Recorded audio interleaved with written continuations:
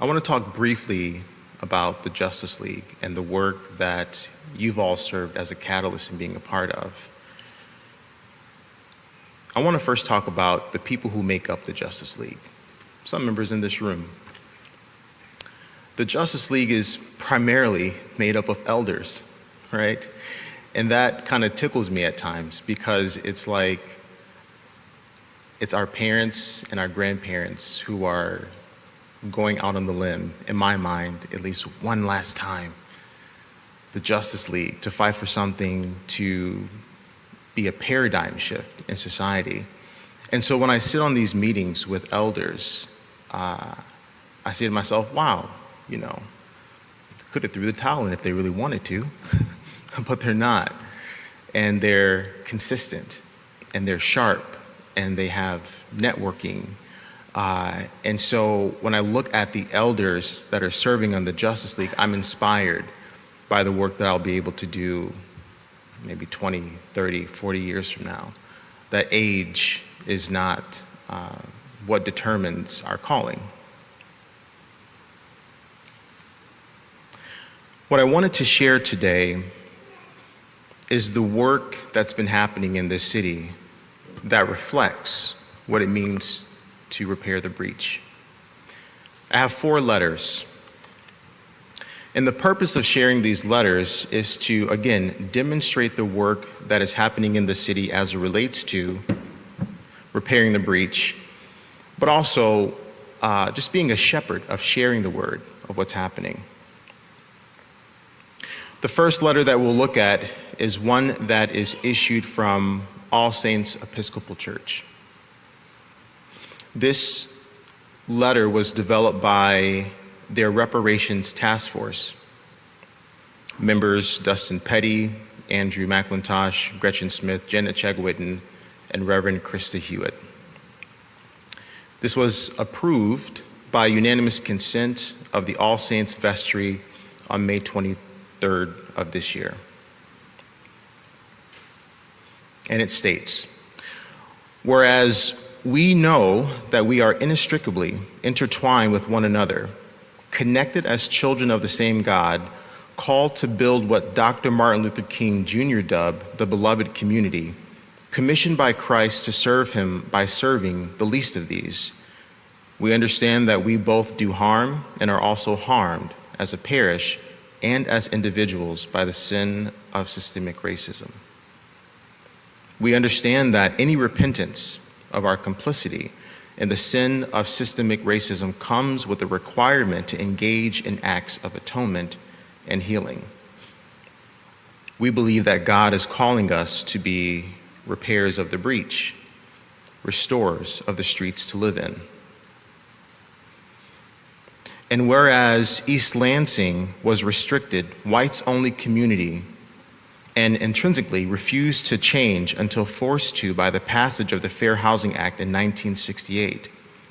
In 1953, All Saints members discouraged Dr. David Dickinson, the first African-American professor at MSU and a member of the church, from trying to purchase a home in East Lansing because it might adversely affect fundraising for construction of the new church. Historic housing practices in the Lansing area kept African Americans redlined into areas where they could not get federal mortgage backing, forcing many to rent or purchase on contract. African Americans in mid-Michigan were prevented from building generational wealth through home ownership, the primary means by which Americans build wealth. Those same redline communities were the first to suffer from urban renewal when I-496 was built through a thriving Black community in Lansing in the mid-1960s. Almost 900 homes were destroyed in order to build the highway, along with many businesses and churches. Homes in the traditionally redline areas of Lansing that are similar age and size to the All Saints Rectory have recently sold between $67,000 and $80,000. The All Saints Rectory valued is pegged around $200,000. Visible evidence of the wealth created by East Lansing's discriminatory housing policies and the redlining practices. All Saints, as a faith community, and those of its members who are white, disproportionately benefited from this history of white supremacy. Historically, white members could freely buy homes in whichever communities they desired. They had fewer problems finding employment, had better opportunities to educate their children, and statistically had access to better health care. Not only is All Saints talking the talk, but they move forward to walk the walk. All Saints will issue a public apology to the African American and indigenous communities for the role the church has played in perpetrating racism and racist practices in the community.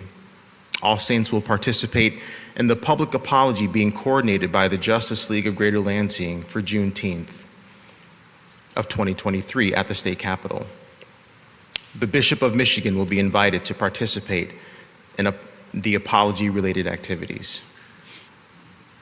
All Saints will become financially invested in the Justice League and more involved in the initiatives and discussions they are coordinating as part of a joint racial equity discussion.